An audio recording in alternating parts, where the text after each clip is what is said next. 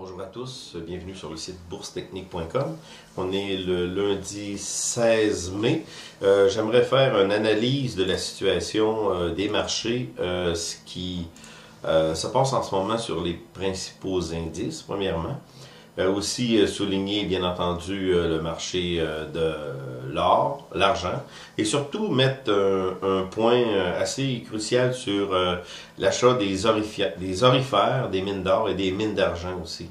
Parce qu'on a une particularité qui se produit en ce moment, qui peut vraiment faire en sorte que les mines d'or et d'argent explosent. Parce que d'un, on a les secteurs qui sont vraiment très forts en termes d'achat. Et ensuite, on a aussi un ratio qui existe entre les mines d'or versus mines d'or et argent versus l'or et l'argent aussi, qui est comme vraiment très bas par rapport à l'historique. Donc, pour régulariser ce ratio, il faudrait que les mines d'or et d'argent surperforment l'or et l'argent. Lorsque les deux métaux principaux précieux ont cassé en 2011 et sont allés en tendance baissière jusqu'à dernièrement, au début de l'année, eh bien les mines, eux autres, ont vraiment donné un coup là, vraiment fort vers le bas. Et là, on réassiste à une remontée de l'or, de l'argent. Les minières d'or et d'argent ont surperformé en ce moment les métaux eux-mêmes, et dans le futur, ça pourrait être la même chose. Donc, on pourrait assister à une progression vraiment spectaculaire des orifères et des mines d'argent. On va regarder ça en détail. On va débuter l'analyse en faisant peut-être un petit tour d'horizon sur les bourses. Rapidement, comme ça, on va aller voir le Dow Jones. Dow Jones, en ce moment, on est en situation, je vais aller me mettre pour 20 ans. Excusez, 19, 20. Update.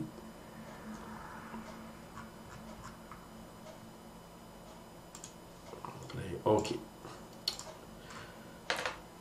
Dow Jones, situation encore très précaire, comme on peut le voir, rien n'a changé. On est rendu au mois de mai et on est dans une situation qui semble, après avoir connu une très très bonne remontée, mais qui semble plus précaire encore. Nos tendances sont à la baisse encore, donc il n'y a pas, on n'a pas encore de certitude face à la direction qui tend plutôt vers le bas que vers le haut. C'est la même chose pour New York. New York ici, on voit qu'on a eu avait eu une belle remontée, mais qui n'avait rien d'extraordinaire, selon moi, et on continue avec nos indicateurs RSI, histogramme de MAC, Trix continue notre baisse, on ne sait pas où ce que ça peut aller, mais il n'y a pas de force, il n'y a pas de force d'achat, donc c'est la même chose au niveau du Nasdaq, même situation. Ici, on a eu une remontée et on continue. Ce qui pourrait faire la même chose que ce qu'on a connu dans les autres périodes précédentes, des bonnes corrections ou des crashs boursiers, littéralement. Mais c'est des scénarios semblables à ce qu'on a connu. On sait très bien que depuis début 2015, on fait du surplace, même si ça paraît pas, même si dans les journaux économiques, les nouvelles économiques, on le dit pas. On a fait du surplace. Il n'y a rien qui s'est produit de début 2015 jusqu'à aujourd'hui. Pour le Standard & Poor's, c'est la même affaire, la même chose, il n'y a rien qui a changé. On est encore en zone dangereuse. Avec RSI, il n'y a rien qui a changé au niveau du scénario. Histogramme de MAC et le Trix. Donc, au niveau des États-Unis, c'est pas encore beau. On va aller voir au niveau de l'Europe, FTSE. Même chose, scénario qui se poursuit. On est en position de faiblesse, moyenne mobile à la baisse. Excusez, RSI, histogramme de MAC, même chose. Donc, l'Europe, il n'y a rien qui change. On va aller voir le DAX rapidement. Même situation, il n'y a Il n'y a rien qui change au niveau de nos tendances, qui sont à la baisse. Et le CAC, pour terminer, qui est la même chose. Rien qui change. Tendance à la baisse. On poursuit la baisse. Et comme on avait dit en début d'année, la baisse pourrait se précipiter. Je pensais que ça irait plus rapidement, mais on est vraiment en tendance baissière, mais la baisse pourrait se précipiter peut-être cet été, cet automne. Cet automne aussi, ça pourrait coïncider avec la réélection présidentielle aux États-Unis. On va aller voir maintenant pour terminer au niveau asiatique. Le Nikkei, au niveau de notre tendance long terme, même scénario, rien qui change. Shanghai, même chose. On avait une petite remontée. On poursuit la descente. Au niveau du RSI, il n'y a pas grand-chose qui a changé. Donc, pour terminer, on va aller voir le Hang Seng. Même scénario, on continue la baisse, rien qui a changé dans notre scénario initial sur nos tendances long terme. Là, ce que je voulais faire, tout simplement, c'est de regarder plus attentivement le secteur de l'or et de l'argent. Pour une raison bien simple, c'est que ce sont deux secteurs qui sont en forte montée. En ce moment, il y a peut-être aussi les minières, mais on n'a pas donné de gros coups encore. On n'a pas de confirmation. On va regarder par exemple BHP Billiton.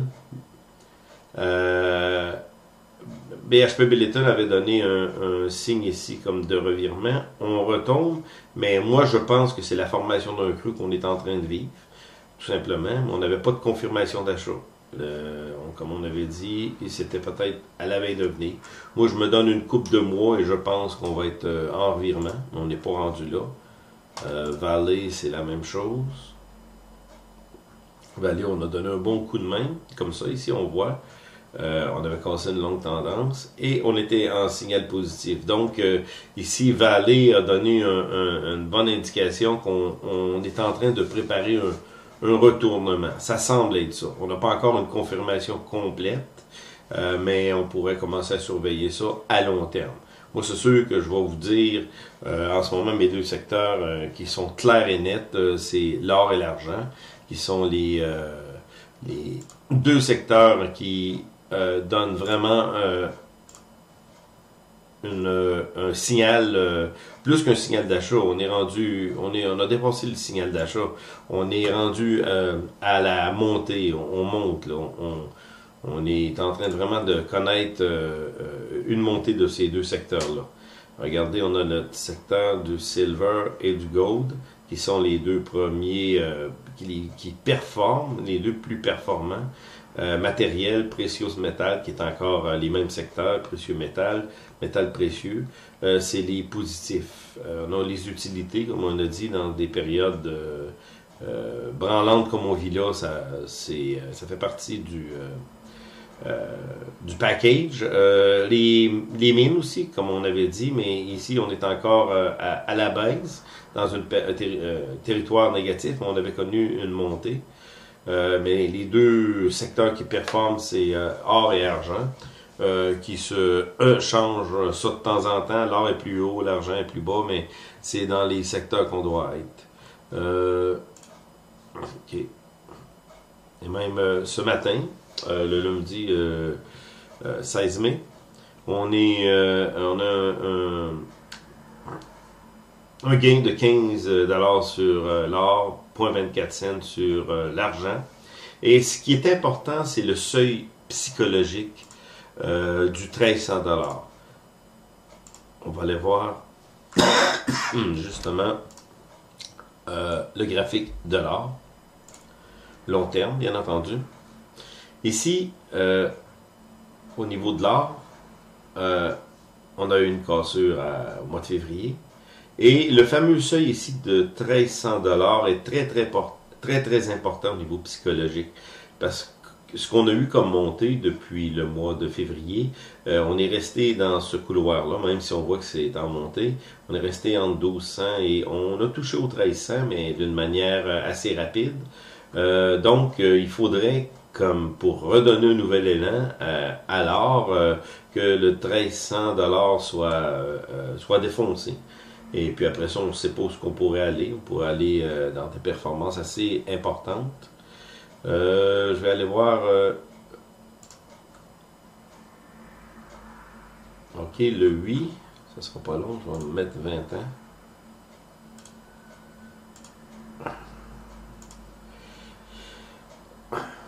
Ici, c'est l'indice. Excusez ce dérangement-là. Bon, on est rendu dans le 8, qui est très très connu comme indice Goldbug. Ici, on est en montée. Le scénario se poursuit. Le Trix a une confirmation. On l'avait vu d'avance, mais on voit très bien que la confirmation est avancée. Qui est débuté plutôt, pas avancé. On est très très confortable de réacheter des positions dans l'or en ce moment, même il faut le faire. L'or et l'argent. Je vais aller voir l'argent. Même chose. On a un début de tendance haussière. On a vraiment un début de tendance haussière. Et je vais aller voir aussi un ETF que j'ai acheté, mais qui donne une très bonne indication au niveau des minières. Ça se trouve être un ETF GDX, qui se trouve être une composition d'un paquet de grosses minières solides, Barrick Gold, New Gold, Gold Corp. Et puis là, ici, on a eu un signal d'achat très fort depuis le début de février. Janvier c'était la cassure, février, mars, et puis là, on poursuit la hausse. Et ça résume un peu la situation au niveau des minières aurifères. Où est-ce que le prix pourrait être amené? Ben, si l'or surperforme son sommet qu'on avait connu, mais par exemple pour GDX, on pourrait facilement aller repasser ce sommet-là, 58-60$. Et ensuite, comme ce que je pense, l'or pourrait comme encore surperformer, dépasser le 2000$, peut-être se rendre à 3000$. Certains spéculent 5000$, 10 000$. Je ne veux pas faire de spéculation, mais à cause des taux d'intérêt, négatifs au Japon, dans plusieurs autres pays, et aux États-Unis aussi, où on commence à en parler, ben, on pourrait avoir vraiment des surprises au niveau de l'or, parce que plusieurs commencent à découvrir l'or comme valeur refuge, et c'est ce qui pourrait faire en sorte que les aurifères pourraient littéralement exploser. La raison est assez simple, c'est qu'en ce moment, on se trouve être en déficit d'or physique dans le monde et d'argent physique. Et il y a un aspect psychologique là-dedans, vu que ce sont des valeurs refuges et qu'on n'a pas tout l'or, on a de l'or papier sur les contrats futurs, mais on n'a pas l'or physique. Donc, le jour où les pays vont demander d'avoir cet or-là, par exemple la Russie, la Chine, peu importe l'Inde, les États-Unis aussi, eh bien, on la possède pas. Donc, il va falloir absolument investir dans les minières d'or, d'argent, puis le cuivre va suivre, le zinc va suivre, tout va suivre, parce que il va falloir fournir la demande mondiale en les métaux précieux et aussi dans les autres métaux. Donc, ma prévision, c'est très personnel, je pense que les aurifères vont vraiment surperformer le prix de l'or, de l'argent et des autres métaux aussi. Par exemple, si le prix de l'or monte à 1900, dépasse ou se rend à 2000$, à peu près ce qu'on avait connu en 2011, eh bien les minières, que ce soit les petites minières comme ça, je vais prendre par exemple Eldorado, c'est un exemple, pourrait retrouver les sommets qu'on a connus ici. C'est-à-dire qu'on pourrait avoir 4 4 fois le prix dans ce moment de ce matin. Par exemple, GDXJ, qui se trouve être un ensemble de petites minières, lui pourrait comme atteindre 140 $, même le surperformer, ce fameux 140, 145 $. Donc on se retrouve avec une multiplication pas mal plus grande que si on achète par exemple GLD, qui se trouve être un ETF directement relié à l'or. Là, on n'a pas la mise à jour d'aujourd'hui, mais c'est la réalité. Donc, c'est mieux d'acheter l'or, l'argent, pas physique ni papier, mais à mon avis, c'est mieux d'acheter les producteurs d'or, les producteurs d'argent. On serait dans une meilleure situation de très gros profits dans ce qui va suivre, dans les années qui vont suivre. Parce qu'on pourrait voir une montée de l'or si on se fie à ce qui s'est passé dans les années 70, de 70 à, je pense, c'est 75, 76. Il faudrait que je regarde mes graphiques. On avait eu une montée assez fulgurante. Et après, on a eu une correction. Une correction qui a duré 2 ans, je crois. Et après, on a remonté de 77, je crois, jusqu'en 80. C'était une folie d'achat. Vraiment une exubérance. Mais on est en train de vivre sensiblement la même chose. On a connu, on va aller voir l'or. On a connu l'or, excusez, une montée depuis 2001-2002. Je me souviens très bien, le prix avait atteint 255, 257. Je ne me souviens pas exactement du prix. Et on a débuté une montée ici qui s'est poursuivie jusqu'en 2012, 2011, c'est 2011 plutôt, mais 2011, 2012, la cassure était faite. Et ensuite, on a eu une correction de 5 années. Et la correction qu'on a eue pourrait être semblable à la situation qui s'est passée dans les années 70 jusqu'à 80. Donc, à ce niveau-là, l'or pourrait vraiment dépasser le 1920 quelques, et on pourrait, oui, atteindre des 3000, 4000, voire même 5000 $ l'once. Ça pourrait arriver. Il y en a certains qui ont dit 10 000. Pierre Lassonde, qui est au niveau de Gold Corp et Nova Gold, je crois, lui fixe sa cible à 8 000 $ l'once. Ça serait possible à cause de toute la dévaluation des devises, vu qu'on veut mettre des taux d'intérêt négatifs un peu partout. Ça serait une situation possible. Mais si vous vous imaginez que l'or atteint des sommets comme ce que je crois qu'il peut arriver, en tout cas, il n'y a rien qui nous empêche de le croire. On est des suiveurs de tendance long terme. On va suivre la tendance tant qu'elle va se poursuivre. Bien, imaginez-vous donc ce qui peut se produire au niveau des orifères et des mines d'or et des mines d'argent, ceux qui sont producteurs de l'or et de l'argent. On pourrait connaître une folie spéculative telle que ce qu'on a connu lors de la folie des technos. Dans les années 2000. Moi, je suis très bien placé pour en parler parce que je me suis fait littéralement laver dans ces temps-là. Je suis arrivé au sommet, je connaissais rien à la bourse et c'est là que je suis arrivé. J'ai beaucoup appris, beaucoup lu de tout ça et je sais très bien qu'une euphorie, une bulle se construit lentement. Regardez ici, on regarde la bulle techno. De la manière qu'elle s'est bâtie, 96, 87, 98, 99, 2000. En dernier, lorsque je suis rentré, c'était la folie furieuse. Les titres explosaient littéralement. Donc, si on est positionné avant que la bulle se produise, on entre dans le marché tranquillement, lentement, comme on peut faire en ce moment dans les orifères, les mines d'or, les mines d'argent. On se positionne, mais on n'est pas pressé. On regarde pour le long terme. Et lorsque l'euphorie va être partout, on va en parler partout dans les journaux, de cette situation-là, ben, c'est malheureusement que la fête est finie et c'est là qu'il faut sortir. Mais on n'en est vraiment pas là. La preuve, c'est qu'on ne parle pratiquement pas de la montée de l'or dans les journaux. On parle surtout du pétrole, oui, qui est en montée dernièrement, mais on parle pas d'or, on parle pas des métaux, des minéraux, du zinc, on parle de rien de ça. Donc, on est en situation de début de bull market. C'est vraiment un début qu'on vit.